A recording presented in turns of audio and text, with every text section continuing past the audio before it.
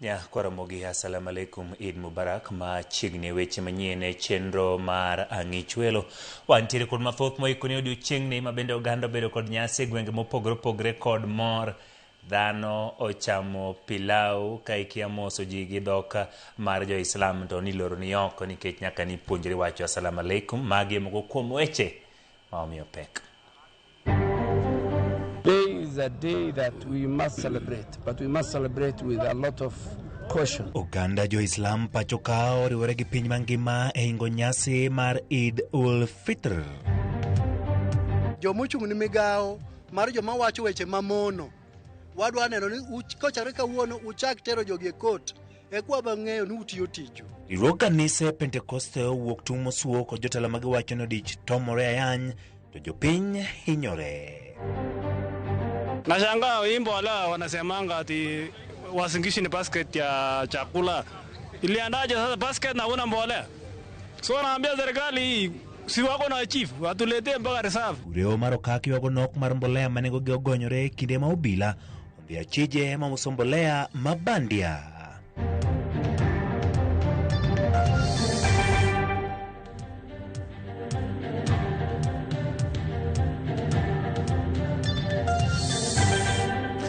Ya kwaramogi ma chiegni odiochiengni ma oganda jo Islam konde dito mapacho kane riwore kod jowetegi e piny mangima mar ringo odiochieng mar Eid ul Fitr machiegni nyinga Ochieng Emmanuel jaloko maro en Wilson Ochuka bed kodwe chakruok nyaka giko kabachako oganda din jo Islam e konde duto mapacho ka kawuono riwore kod jowetegi e piny mangima e hingo nyasi mar Eid ul Fitr.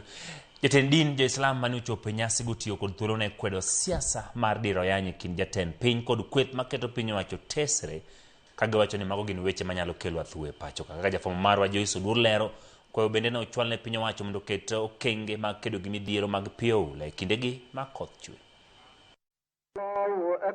Miche gi miche mag oganda dini jo Islam kawuono ne obago alam e konde mopogore pachoka mar hingo nyasi mar Eid ul Fitr ma en giko mar ndalo 30 mar tweyo mar Ramadhan e alap Masa Ali Muslim Club Ground e boma ma Nairobi. Jatend migawo mar thieth Aden Duale ne oriwore kod oganda dini jo Islam e hingo nyasi no. Duale owacho ni odiochieng mar Eid en odiochieng mar mor ne oganda dini jo Islam kendo en odiochieng mar duoko lwedo kod konyo jogo ma uchando. It is a day that we must celebrate, but we must celebrate with a lot of caution. We are supposed to feed the less fortunate. We are supposed to visit the sick. We are supposed to make sure that we visit each other and see those who are not feeling well. Look at your neighbors and your family members and the elderly. So I really want to urge the young people not to indulge in something which is contrary to Islam. Duale bende otiyo kod thuolo no e seyo kweth maketo sirikal tesre kuom siko diro ayany ne jatend piny konyisogi mondo giwere gi siasa mar ayanya. Our colleagues in the opposition went very personal against the presidency, against communities, against religions, and against the office of the presidency. The president for a number of times told them, let us have a discussion, an agenda, critique my manifesto, critique the housing, critique the universal health coverage, critique what we are doing in agriculture, critique what we are doing in education, critique how we brought back the economy back to its feet. But they went for name calling of the president. They have given the president so many names. E boma ma Kisumu, oganda jo Islam ne obago alam maduong' e skul sekondar ma highway e apaya ma Kisumu Kakamega. E alam no, oganda jo Islam ne okwa mondo obed kod kwe gi hera ne jowetegi kendo gibed jogo machiwore ne joma ok onyalo. Bende ne gikwayo kwe ne piny Kenya kendo nyiso josiasa ma pacho ka mondo oduok liet mar siasa piny. Ok onego bed ni ji wito weche maricho nikech nyithindo nitie matindo madongo mako winjo ni ng'ama kamae nitiere ng'ama okonego wach gimoro aina no. Nitie weche moko monego bed ni wuok kuom ng'ama rawera to okonego bed ni wuok kuom ng'ama ng'ongo kaka jatelo maduong' kata mana ng'ata moyier e kom moro amora mar elective post gi. Koro wach mar ayany go wakwedo kendo wakwedo gi okang' mang'ongo kabisa. Oganda jo Islam e kaunti ma Migori Bende ne oriwore kod jowetegi e hingo nyasi mar Idul Fitl, nyasi mane obagi e muskiti mar Masjid Salam e kar chung'od bura Masuna West, kama ne gikwayo piny owacho mondo oketo kenge mag kedo kod midhiero mar pi oula e kaunti ma Migori kod piny Kenya mangima. Ujumbe wetu kwa serikali ni kwamba waeke misingi thabiti. Usisubiri janga lije ndio urekebishe. Unaona? Rekebisha kwanza. Watu sema ziba ufa kabla ya kujenga nini? Ukuta. E kaunti ma Homa Bay, oganda dini Jo-Islam okwayo jodak mondo onyakwe motelo ne yiero mar 2027 ka bende gikwero josiasa mondo owere gi siasa mar siayo oganda. Omiya kwayo jokinya duto, Homa Bay county te, molo sama ji dhi elections ni. Nikech election mood ji nitiere throughout. Ka uyiena to watemuru wa avoid hooliganism kendo wa embrace kwe wadonje kanisa di muskiti mondo okwenye saye mondo ritwa. E kaunti ma Narok, Gavana ma Narok Patrick Ole Ntutu kod MCA ma Narok Town Douglas Masikonte ne oriwore kod oganda dini Jo-Islam e muskiti mar Nul Al Islamic Center e hingo nyasi mar Idul Fitl. Ne gitiyo kod thuolono e nyiso josiasa malimo gwengego mondo owere gi siasa mar athuwe manyalo kelo pogruok e kind Jo-Kenya. Hii Narok County tuko na jamii mbalimbali. Jamii zote zinaishi hapa katika kaunti yetu. Na ukikuja kusema maneno ambayo inaweza kasirisha jamii fulani, unaweza kuleta shida, na hatungetaka kuona watu wetu wakigawanyika. Joyce Oduor, Ramogi TV. Jatend piny Kenya William Ruto duoko jomosebedo kase kuma duoke marayany e kinde kod kweth mobalo kod piny owacho kowacho ni josiasa mobalo kod piny owacho mare ema ne ochako ayany. Ruto okoyie kod weche moko ni weche manyocho nyiso kweth mobalo kod piny owacho mare duoko piny rang'iny mar apisi mare ka jatend piny owacho ni ne osumo gima mana rieko e bedo gi del maber. Kaka jafwambo marwa ma siasa Kristo noleronwa, Ruto nyiso kweth mobalo kod piny owacho ni odhi rakore kodgi kaka sadhi. Dalo machuok bang' kwang' e chuodho makwar mar ayany kod kweth mobalo kod sirikal mare, jatend piny William Ruto owuok oko kendo wacho ni mano podi. Ka oloso e nyasi mar dhialo Idul Fitr mar Jo-Islam e kar jot matin mar jatend piny e boma ma Kisumu, Ruto wacho ni josiasa mobalo kod sirikal mare ema osebedo ka tome ayany kuom thuolo mar higni 2 mokalo, omiyo ne okawo thuolo mar duokogi. Unajua wale wamenitukana mwaka 2 mfululizo. Juzi nimewajibu siku moja, na hata sikuwajibu, niliwaambia tu tabia yenu si mzuri, kaeni namna hii, wacheni wizi ya kuibia mayatima na wajane. Nimewaambia wakuwe na nidhamu, chakula wapunguze, wasikule sana.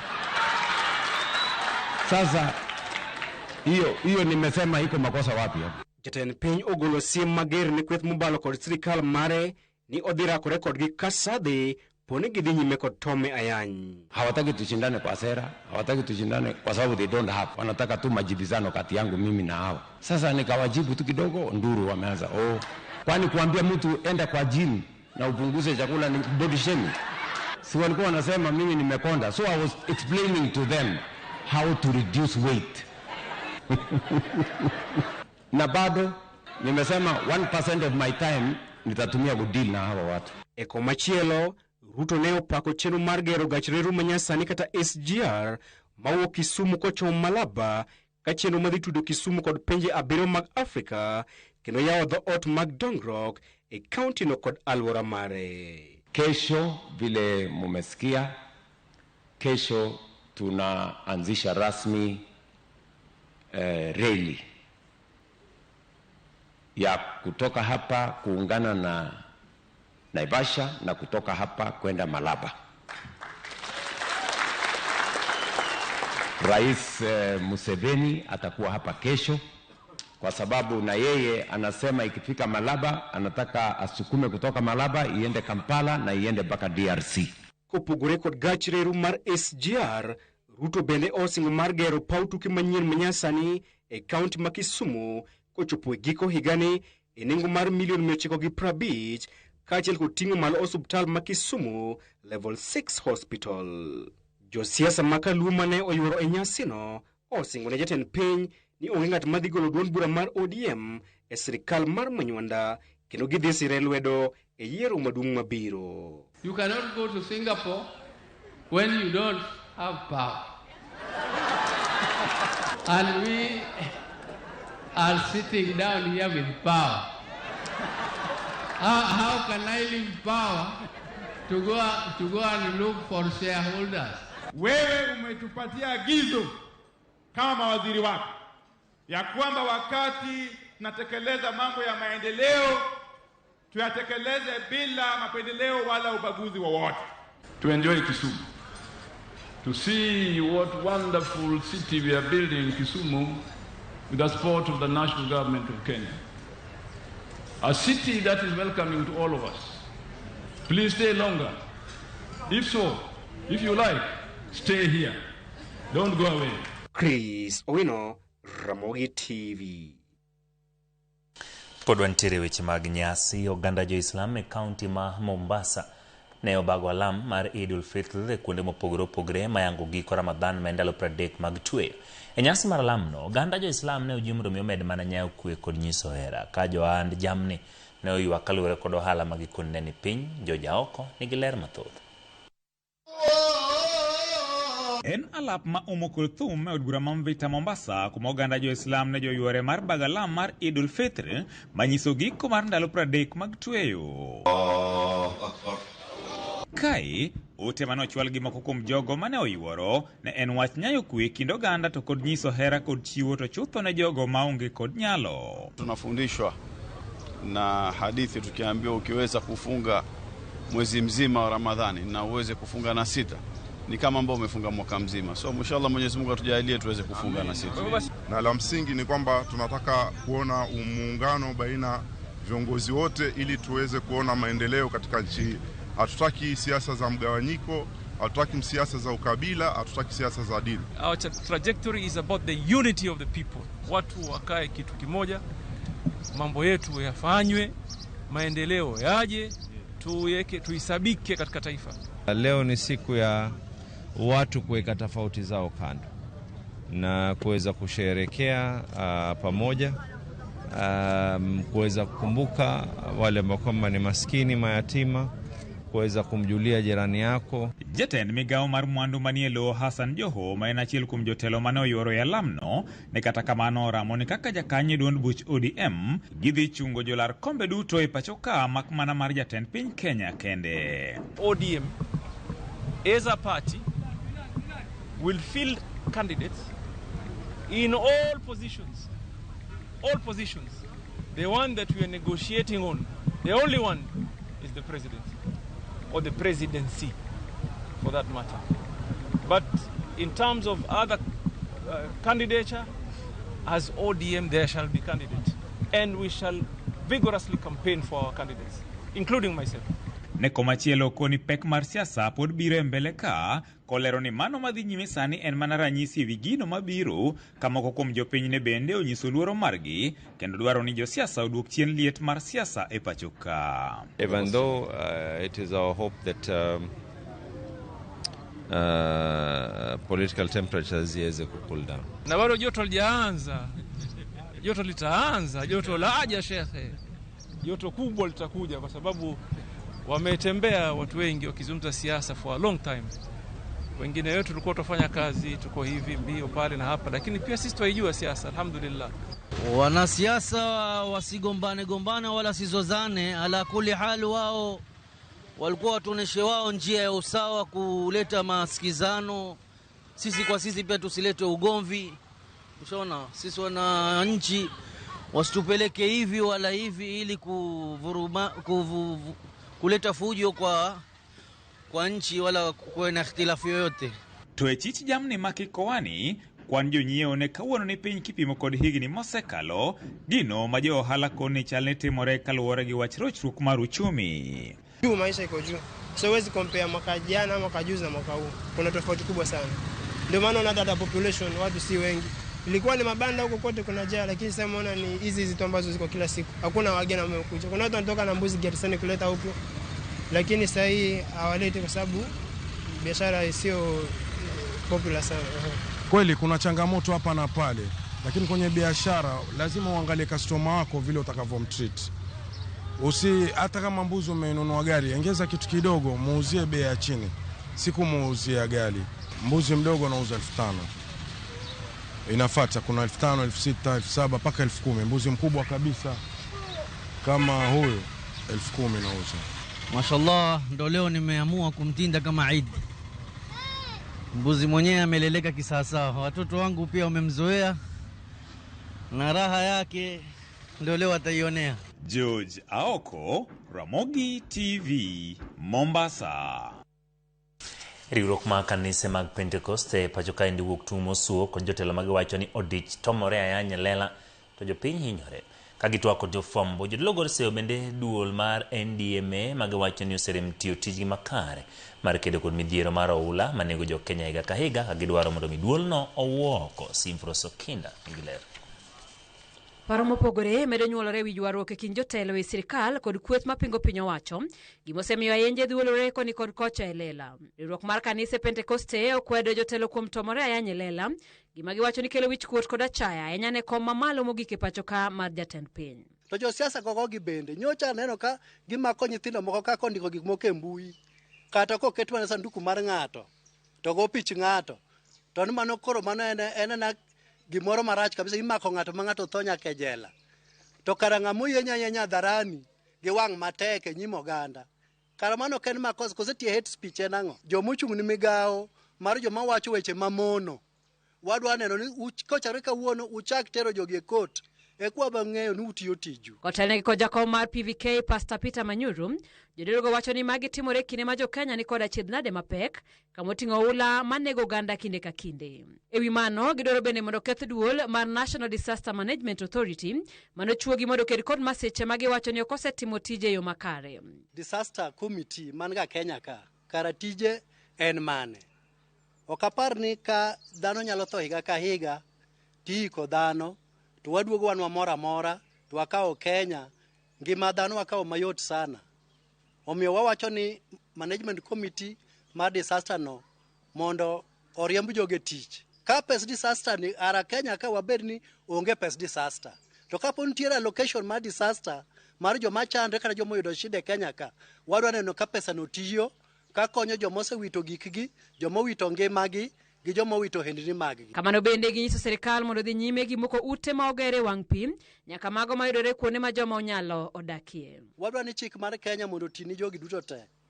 Omiyo wadwa neno ni imuko ute mag tache modak Leleshwa, jomogede riparian land kamoro amora e Kenya.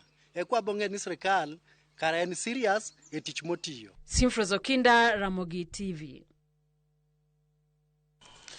Jatatije maduong' e kambi ma Kenya Railways Corporation Medusa Philip Mainga koro ni gedo mar gach okolo SGR ma idhi chak kiny Kisumu biro nyuolo yore mag ohala buora e piny Kenya kod piny mamoko kaka Uganda, Tanzania, Burundi to kod Sudan ma milambo.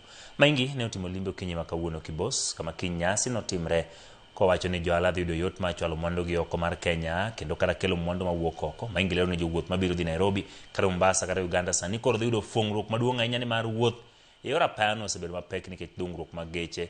Jopiny bende ne onyiso mor margi kod gedo no ka kwayo gima duong' en ni giyud nafas mag tije.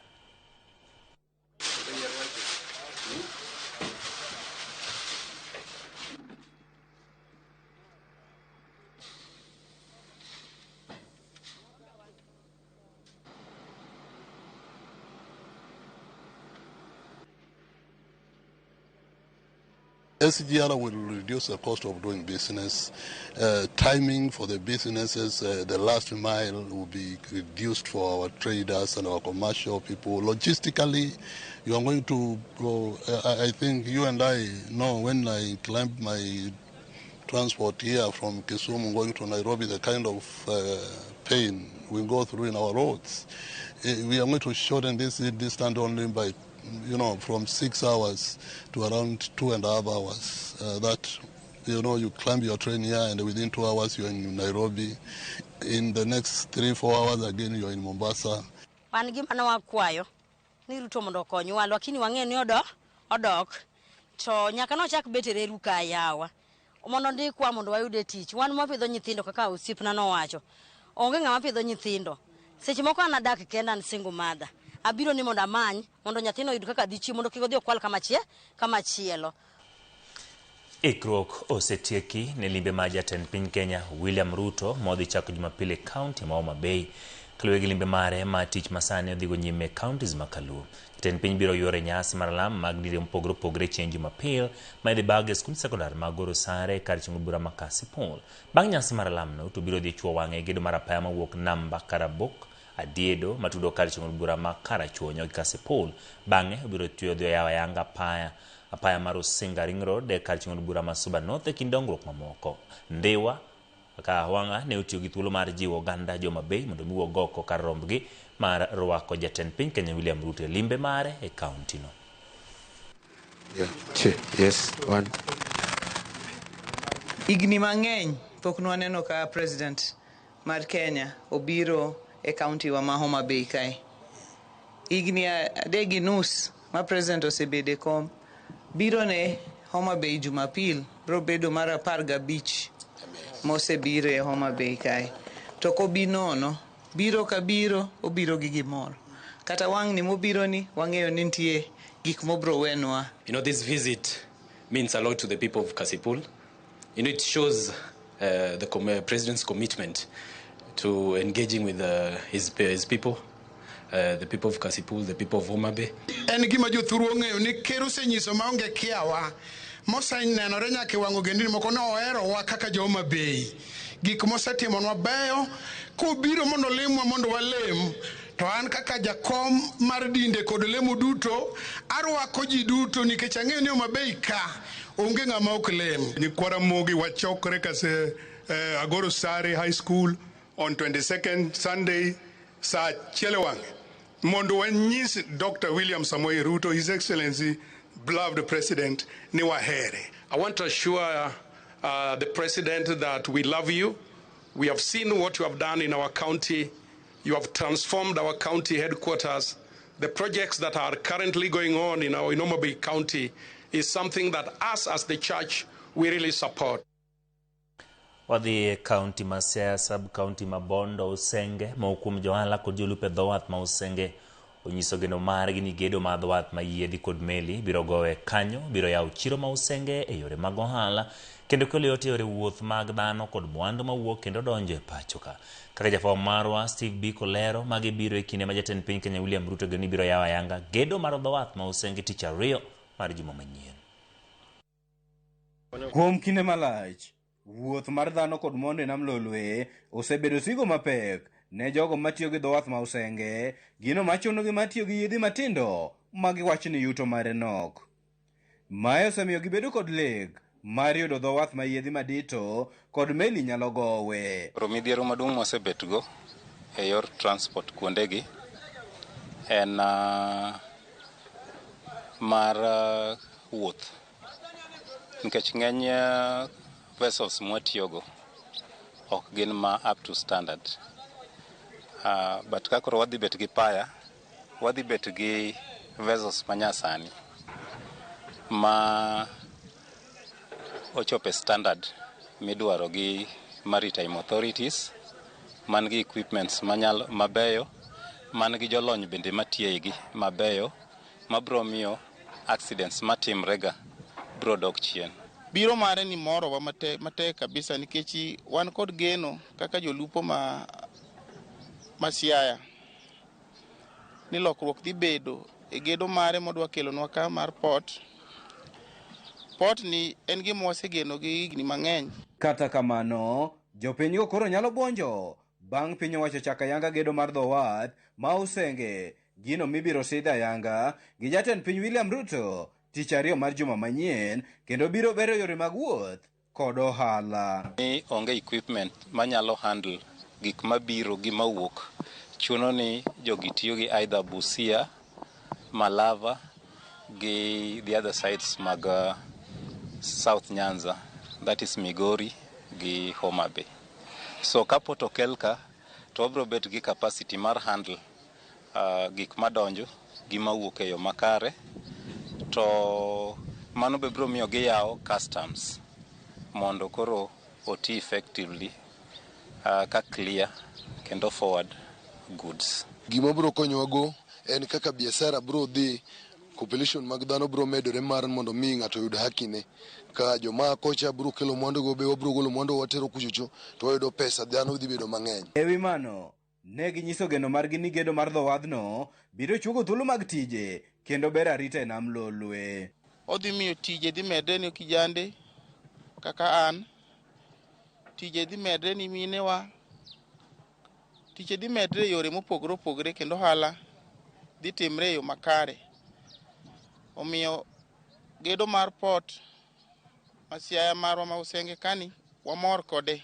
Airito limbe ma jatend piny e sub-county ni ma Usigu, jolupo kod johan rech onyiso geno margi ni jatend piny biro loso ewi midhiero mokwako sekta mar lupo, ahinya tarita e nam Lolwe kod ywaruok mar kiew e kind jolupo ma Kenya kod piny libamba ma Uganda. Fishermen magwa ng'enyne iyudo ka imakogi to iwacho ni gidhiga Ugandan waters, to kidhi ng'iyo boundary tek mondo iloket kama boundary nitie mokwongo. Ma issue mar boundary onego bed addressed, then security mar fishermen onego bed addressed. Oye dwaro gimiluongo na asara. Koro ka president en ng'ama nyalo kelo Coast Guard, odwar kama boundary mar nam nitie mondo ng'isi jo Kenya lupuru ka ok ni jo Kenya jo Uganda biro mako ji nyaka dho mpaka mar dho Kenya ka titero Uganda kucho tiwacho no make nam ma Uganda. Koro dwar ka kokelo guard marito nam, jo nam bende yud haki gi nikech biashara mar omena no gi kata rech no en gima konyo ji. Steve Biko, Ramogi TV, Siaya. Wang'ado nam wadhi Migori. Migawo mar thieth e kaunti ma Migori otenore kod riwruok mar Fred Hollis Foundation ochako chenro mapuonjo oganda kaka ginyalo rito wengegi mondo kik gibed kod tuoche mag wang' manyalo miyo gibed gi ng'ol mar neno. Jojuma Mioler. 2.4% mag oganda e kaunti ma Migori yudo tuochego mag wang' ma oting'o chiero kod mamoko, kaluwore kod lipot mogol kod migawo mar thieth e kaunti ma Migori. Nigi prevalence of 2.4, while kwang'iyo Kenya nigi prevalence mar blindness at 0.4. Waseyudo ni nitiere economic activities matimo Migori ka mamiyo ji nyalo bedo gi midhiero mar bedo muofu, ma achiel kuomgi en kaka sand mining, wayudo gold mining. Apisa mochune kedo kod tuochego ma ok gam e kaunti ma Migori mong'ere kaka non-communicable diseases Paul Olik wach ni kwan oganda ma yudo tuo mar chiero osemedore e kaunti ma Migori ka tuoche mag wang' ma ikelo kod tuo mar sukari ma bende ong'ere kaka diabetes retinopathy bende koro osemedore. Midhiero ma ikelo gi diabetic retinopathy omedore. Nwatimo survey, there was a hospital based survey manwatimo in 2019 manogolo ni joma nigi diabetes atamalo 29.9 were at risk of going blind. E okang' ma kedo kod tuoche mag wang' e kaunti ma Migori, migawo mar thieth e kaunti ma Migori koro chako puonjo oganda yore mag duoko piny tuoche mag wang' ka gitiyo kod ruodhi, tenjo riemb bodaboda, rwego mag oganda kaachiel kod mamoko. Kata sani sensitization mwatimo kawuono ni cataract achiel kuom gima wang'iso jotelogi mondo ka gidhi oko kocha ka giromo gi ng'ato ma ok nyal neno to girifa ne nyamrerwa, to nyamrerwa oro irwa. Koro en gima watimo ma kata sani na hospital wan gi camp ma wadhi timo tarik 31 of this month. Expect ni kaber to wadhi yango ji madhi 100. Ka gimoro nitiere madipo ka ogore wang'i, to kapok idwaro yo moro amora ma iyud godo konyruok, to mokwongo nyaka iringi mondo idhi e health facility kama nitiere joma nyalo konyi e weche mag wang' ma ok idonjo e yore ni wuon. Wadhi ng'isogi ni sama otiyo tij kidi cha, otem manyo angolo nitie madongo molos ne joma tiyo tij kidi. Omanya angologo mondo otigo, nikech kotiyo gi wang'e nono to kidi nyalo toyo kata kidi nyalo kelo adhola e wang'e. E bwo chenro ni oganda moting'o ruodhi, tenjo riemb bodaboda, rwego mag oganda kod mamoko dhi bedo kod romo kod oganda e kor gwenge mar puonjogi kaka ginyalo geng'o tuochego mag wang'. Okwerwa ni sani kata ojuoko donje wang'i kata inyuolo nyathi, chon ne wan gi chike, wan joluo, ni samoro ing'iso dhako ni inyuolo nyathi to wang' nyathi chwero pi kata chwero golo chilo. ni mondo ikaw chag mama iole wang' nyathi. Mano ok ber. E kinde ma chenro ni mar puonjo oganda ka ginyalo kedo kod tuochego mag wang', oganda ywak ni pok oket maino e kedo kod tuochego mag wang', ka gidwaro mondo koro okumba mar thieth mar piny owacho kod mago ma kembe ji giwegi koro bed mago ma bende koro nyalo konyo oganda mantie kod tuochego mag wang' oyud kony e yo makare. SHA ong'iye kaka deng'i wang' weche mag wang' nikech wayudo ni niang' en achiel kuom gik ma kidhi doye to kapok iduogo gi wang'i ka ngima to ok inyal kwano. Gold kidhi e bugo to kidi kanyo inyalo yudo ni kapok iduogo gi wang'i ok inyal kwano. George Juma, Ramogi TV, Migori. Ramogi to kedo report motenore kod nyasi mar Eid ul-Fitr ka achiel kod mamoko ma timore pacho kae kod limbe mag jatend piny Kenya migene gwenge mag Nyanza. Wakao yweyo wa mokwongo pod wantiere kod mathoth.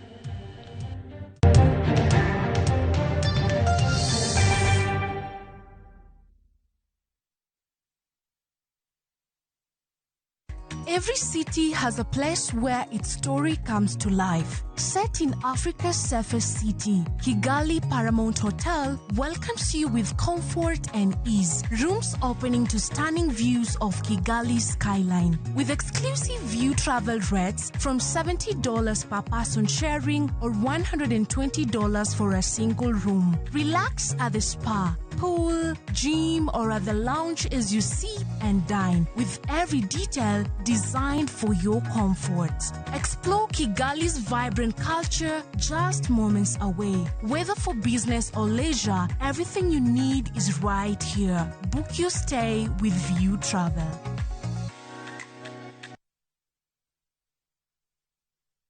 Kao thuolo mwachiwoni mondo inyiew mabedewa e nengo moluwar. Ok mano kende, ibiro mabedewa e nengo moluwar mokalo kanyo ka ibiro ikawe in iwuon e kambi maro mar Royal Babati Factory Limited. Corrugated and box profile yudo nengo mar $353 kende kuom mita ka mita. Brick tile kod Roman tile yudo nengo mar $370 kende kuom mita ka mita. Chenro mar kelo mabete wenyeo kodwa nyaka ma intie dono mongi chudo moro amora bende nitiere. To ka ibiro ikawe in iwuon tibo kungo omenda mathoth kendo ibo yudo mabete ma inyiew kodwa e busi ariyo kende. You are told Sunday number 0722638383.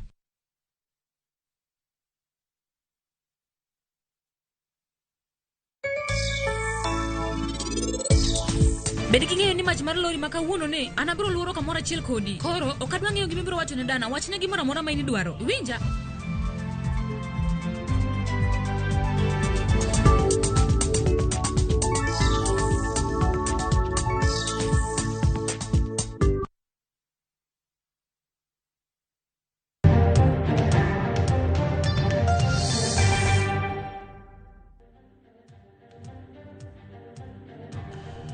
Machiegni Ramogi wadhi e kaunti ma Kisumu kuom higni mathoth. Jodak ma Chemelil gweng' ma Holo e kaunti ma Kisumu osedaka e chidnadi miwuoro mokelni kod nok mar pi ma ne ochuno jodak ahinya to joma mine mondo mi otwe safar mabor ka gimanyo pi ma ginyalo tiyogo. Kata kamano riwruok miluongo ni Financing Local Led Climate Action FLOCA oduoko geno ne jogweng' ma Holo bang' kunyo pi maler ma kisima migawo gi teko ma chieng'. Caroline Atieno mioler. E gweng' ma Holo, waromo gi Mary Okong'o Nyabande, miyoni osedak e gweng'ni kuom thuolo maromo higni 49. Kuom higni gi duto, nok mar pi noketo ngimagi kama rach miwuoro. Kwadonjo ka, to pi ne onge mwatigo. Koro nwaomo pi koni nitie aora moro koni mane waome pi. Kwaseome to koro wachwake e kwa mudhi maber. To joma ne mudhi amudha to nok wi maber nikech maki pindu ne mako jomoko nikech en pi ma malo mok ng'ino oting'o ang'o mobirogo. Pi en gino mochuno ahinya ngima dhano, ma yande chuno mine to kod joma nyiri mathoth wuotho kuom seche mathoth ka gimanyo pi, kama bende ne giromie gi masira mopogore opogore. Ne kiwuok en wuoth mar seche 3 kata 4 e kichopo kuma pi nitie, tikelo pi mbuguru achiel. Kendo nyaka kiny ok inyal dok ndalo 2. Chon kata ka ng'ato nobiro kwayi pi ok ninyal miye pi momodho. Nikech ni omo pi mabor ti ome pi matin ma in iwuon idwa ni ti kodo nyaka kiny. Wan ne waome to watiyo atiya kode. Wamodho kode, wamodhe, watedo kodo. Nyanene gin kod tuoche mag ich mang'eny ahinya. Mwasebedo gi chandruok mang'eny kabisa. Koro samoro bilango ne chando wa kono, wan joma mine. Tinyalo yudo ka ndalo moteri gi nyange. Koro gichung' kocha ti ng'ama dhako nyaka iluor. Koro nomiya na luor. Koro kaka aom piyo tama. Koro samoro kaseluor koni, tadhi kendo aora moro ni koni to kukoro ne bor kodwa. Kata kamano, jodagi noyudo fuongruok mathoth kuom dweche 4 sani, gisebedo ka gitiyo gi pi maler ma yando kunye gweng'no gi chenro masiro oganda miluongo ni Financing Locally Led Climate Action kata FLOCA. An kod kwe nikech anyalo oro kata nyakwara moro matin to omona gi mbugru takonyorago. To kucho kaka nyathi matin nyalo omona pi. Aneno lokruok nikech koro an gi pi machiegni. Sana sana mano dalana kama pi nitiere no. Ma yande obiro tok sirikan kaunti ma Kisumu keto winjruok makare gi chenro no mar FLOCA kotudore gi jogweng' ma holo ma yando chiwo ywagi ne sirkal. Kano kel pika actually okonyo kabisa. Kata wanga jo machon sani ginyalo access pi easily. Wasepuonjo ji in this community ber mar pigni. Wangiso ni magirigi. So gibet ng'eni magirigi oginya interfere godo. Teno wasepuonjo ng'eni magirigi nyaka rita ng'owa gire moher. Koro mondo mi ng'ato gima interfere kod pigni bedo matek kabisa. Jogi ne orilaiga on River Nyando. To mondo ni yud pi mar River Nyando, giwuotho kilometers mabor, to ne gi inyore, mon ne inyore ahinya. Gikadho niang', to ka gisekadho niang', to koro gin exposed to a lot of danger. Koro mago gik masani koro ok timre kanoselos Holo Water Project. Holo Kai bende, jodagi orwako chenro mar pi makamae magimiyo luor ahinya, tok winjruok makare giyudo pi nigi nengo moyweyo. An sani aonge tiendlo manyalo wuothogo ang'ol to ayudo pi yo mokwe nikech anyalo oro ng'ato to dhi kelo na pi. Mbugura 3 siling 10 kende makata ka aonge kod pesa to ng'ato nyalo miya. Wan kod konyruok maduong', wakonyre kod pi, waluoko jambwa bende nwang'o pi mamodho kendo pigni en pi maber, pi mochiedhi maonge tuoche mang'eny. Sani tuoche dok chien to sani waluokre sasa man bende narwako kendo ne morna ka pi nikelo ka nikech pi osechandowa kuom higni mang'eny. Jogweng' ma holo koro dakie alwora maler motimo ralum. Picha mako Mary Okong'o e orundu ne mopidhe alot kendo keto e tim olonegi pi maler pile ka pile. Mae en pi moloko ngima jodagi masani yudo pi maler e yo mayot. Nowadays, gibiro kawo pi kama chiegni, gidhi school in time. Koro even each money mako ma iyu mokunyore ka sani tinde reduce. Samo kano se collect pi moduogi modhi kata school was a very big problem. Then it was also insecure down there, being that's the border. Koro samo ninti cases mag security down there mondo collect pi mobinya kar kae. Carolina Tieno, Ramogi TV, Holo, Kisumu County. Jopur mawuok e kuom counties mar Hoho mar Okak ywago nok mar mbolea e kindeni magikore ne chako chuoyo ne cham ma bende gipidho kuonde mopogore opogore. Kinde manok mag mbolea nenore e pieces mag obila ntimo pedha kendo maka chije moko makiko mbolea mabanje gi mag piny owacho e county ma Kakamega. E dero maduong' ma nyandwat mar Hoho mar Okak, North Rift, e boma ma Eldoret, jopur ochopo mar manyo mbolea kochakore dier otieno. Lai mabocho neno ma jopur manigi geno mar yudo fuke mag mbolea mondo dhi okonygi e chuoyo kodhi. Ok mana jopur mawuok Uasin Gishu kende, jopur mawuok e kaunti ma jirani Trans Nzoia kod Elgeyo Marakwet bende ochopo mar manyo mbolea mochuno e kindeni mar chuoyo kodhi. Hosea Kipto, jadak ma Marakwet West, kaunti ma Elgeyo Marakwet, mane ochopo kae tielo mar 10 molure ka manyo mbolea, oyango pek mosebetie e manyo mbolea e kindeni magidwaro komo, kolero ni kata obedo ni jatend piny oseneno ni mbolea ochopo e dero, pok okegi e kor gwenge. Mbolea imefika, lakini shida ni hawa magovernors hawajafikisha stores ya mashinani fertilizer. Wanafanya watu wote wenye wanatoka Elgeyo Marakwet wapi wanakuja Uasin Gishu fertilizer. So na store iko kila mahali, Chepkorio, Marakwet, Kapsawar, Kapcherop, kila mahali. Tuko na buying centers. Kwa nini wako tayari kushughulikia mambo ya buying centers? Lakini sasa wangetupea alafu tuache mambo kushughulikia kufinyana hapa. Sababu watu wanatoka mbali, Moiben, sijui Chepkorio, wea kila mahali. Jopur kwa mondo miyo chwal mbolea e kor gwenge kagiwacho ni wuoth makinde ka kinde tucho ohukegi to bende gikawo kinde mathoth maginyalo tiyogo e puothe. Sisi kama wakulima tunapata pneumonia kwa sababu ya kuamkia hapa. We are wasting a lot of resources ya transport kukuja hapa kila siku kuchukua mbolea. Unakuja unapewa kama mfuko 10, you go back for another 10 bags tomorrow. So ni kila siku unakuja hapa mpaka tunakuwa regular kama wafanyikazi ya cereal. Uasin Gishu ni basket ya chakula. Iliandaje sasa basket na una mbolea? So naambia serikali si wako na chief watuletee mpaka reserve. Tunatoka Mpale kila siku mimi nimekuja siku 10 na mimi hata leo nilikuja saa 8 usiku. Hata usingizi mimi nasikia usingizi. Na mimi naweza lia kabisa. Na pia Ruto angalia maneno. Mimi nilikuja saa 7 usiku lakini saa hizi ndio nimepanga laini.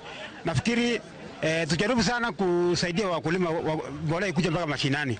Chalma kama bende ogotache county ma Trans Nzoia kama jopur ywakni kinde mag komo osechopo kendo kide kadhogi ka gidwaro mondo piny owacho oru chenro mar keyo mbolea e kor gwenge. Ikizidi kuchelewa tunahofia mvua itapotea na tutachelewa kupanda, kwa sababu already tumeprepare shamba na mbolea ndo hakuna, mbegu tunaye. Kwa muhindi tunapata na ni expensive ni 6,000 na venye president alitupromise mbolea itakuwa 2,500. Hii kuchelewa ya mbolea ambayo ni ya kupanda, planting fertilizer, mbolea mingi ambayo imekuja ni ile ya top dressing. So tunataka kuambia serikali ilete hii OCP, mbolea ya kupanda, ili wakulima vile mvua imekuja tuweze kufanya hiyo upanzi wa mazao ambayo ni ya hii mwaka. Magitimore istima pisas magobila mawuok e kidieny moyiedhi mag OSU ne omako ji mathoth mito gi ketho mar kiko mbolea mabandia gi mag piny owacho e gwenge ma Kakamega ka pisas ne ong'wano kilo 5,700 mag mboleago e dala ja ohala moro.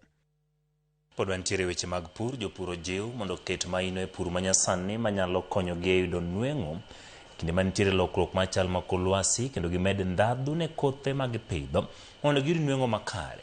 Mae ne ote manogol ne jopur kod gavana ma Migori Ochila Yako kod director mar riwruok mar Food and Agricultural Organization FAO e kinde nyasi mar hingo dhilo jopur maloyo 70 mawuok e kaunti ma Migori, Homa Bay kod Kisii mane otieko tiegruok e weche mag pur katiyo kod lony manyasani e ka tiegruok e weche mag jopur ma Miyare e kaunti ma Migori. Jojuma miolero.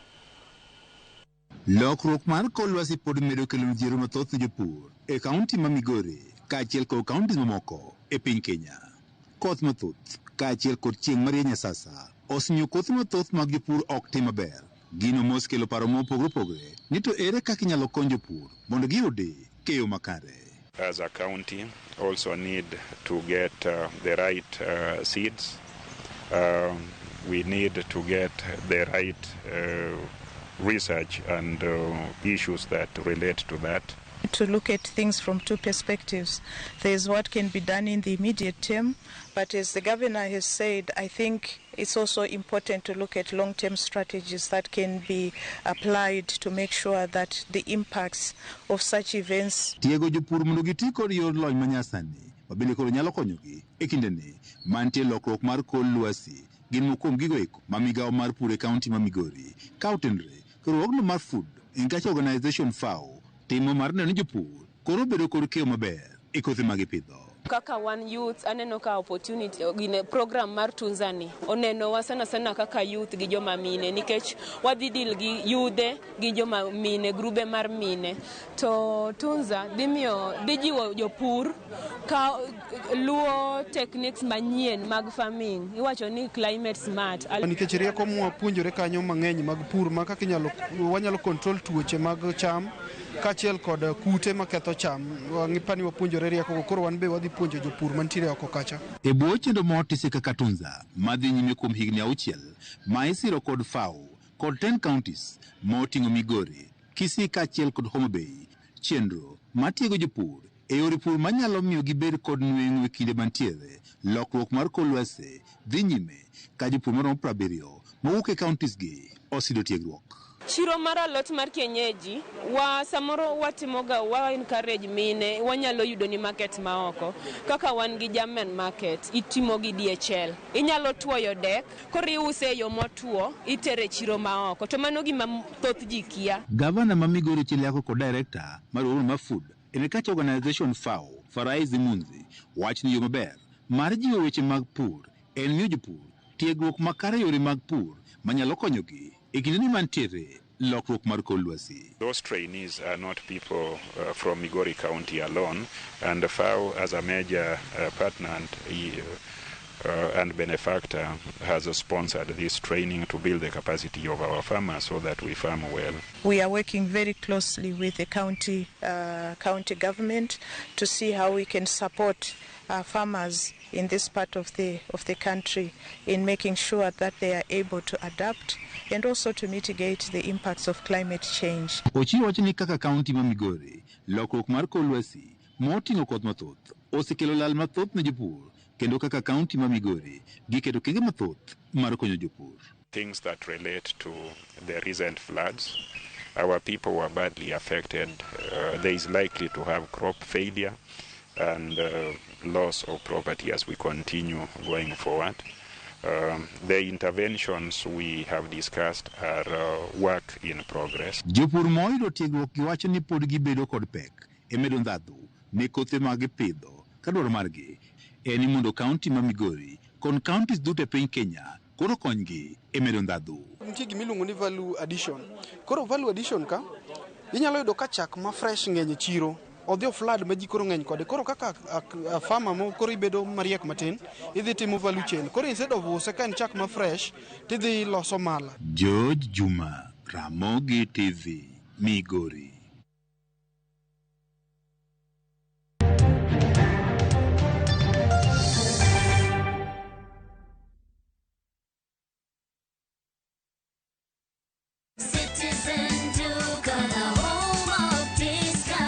Are you building? Then you know roofing means you're almost home. At Citizen Duka, we provide premium glossy mabati crafted for durability, protection, and backed by warranty on every mabati you purchase. Box profile glossy, sleek, modern, and bold style. Corrugated glossy, strong and timeless, plus many other reliable mabati profiles to choose from. High quality, weather resistant, a shine that lasts for years.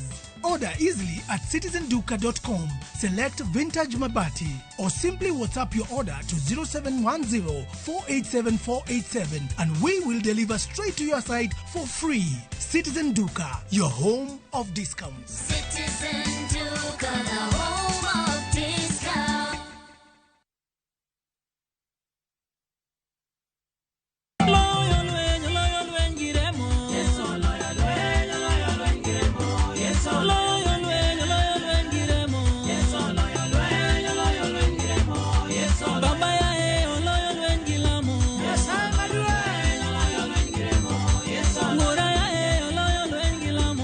Mondo iyud wendani kaka skiza tune mari dimana star 812 star 784 hash to parie ni Ramogi TV enye ot mar jowerte.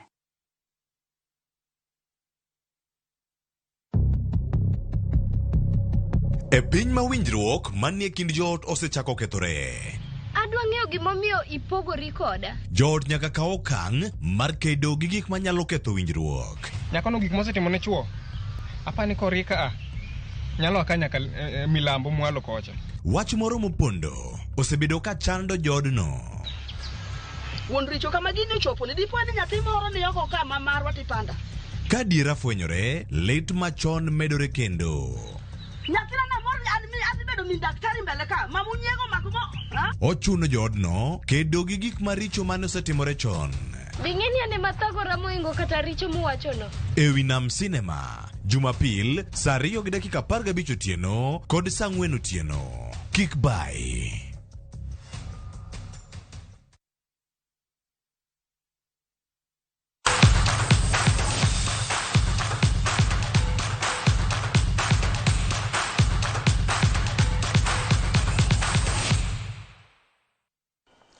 Ja golf ma Kenya Dismas Indiza kaachiel gi Celestine Zaruera ma wuok e piny mar Rwanda oketi e listi ma jotugo mabiro yore tuke mag Sunshine Tour kama gibiro yore gi Jakenya machielo Njoroge Kibugu.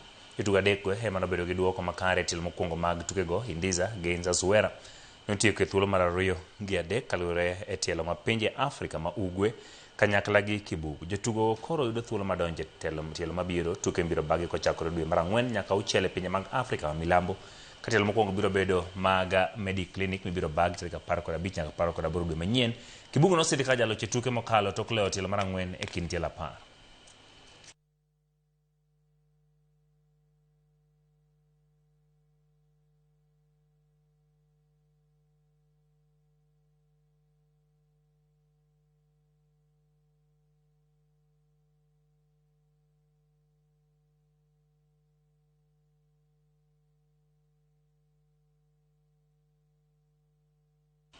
Tim maragi ma KCB ma bende gi jaloch nyadi bich ma tuke mag Enterprise Cup biro rakore gi tim ma Black Pirates. Odiochieng' ma kiny tugo biro bage pap ma Mutesa 2 e boma ma Wankululu e piny ma Uganda. KCB dhi tuke gi tok yudo loch ma points 7-7 tok 17 kindgi gi tim ma Daystar Falcons e tuke mag Kenya Cup. KCB dhi tuke gi maonge jotukgi ma Sule Vincent Onyala, Jojo Oro, Samuel Asati, Fred Wabwire gi Festus Shiasi manigi Shujaa e boma mar Rio de Janeiro.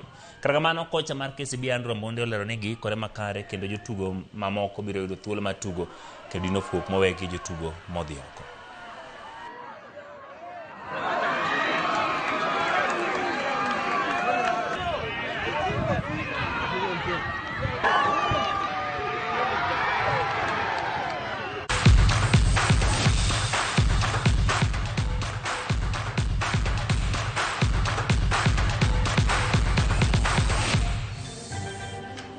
Pane mokele giko mar miweche manyene chenro mar ang'ich welo ma wachako rom saa 3 e chenro mar wimore gi sani.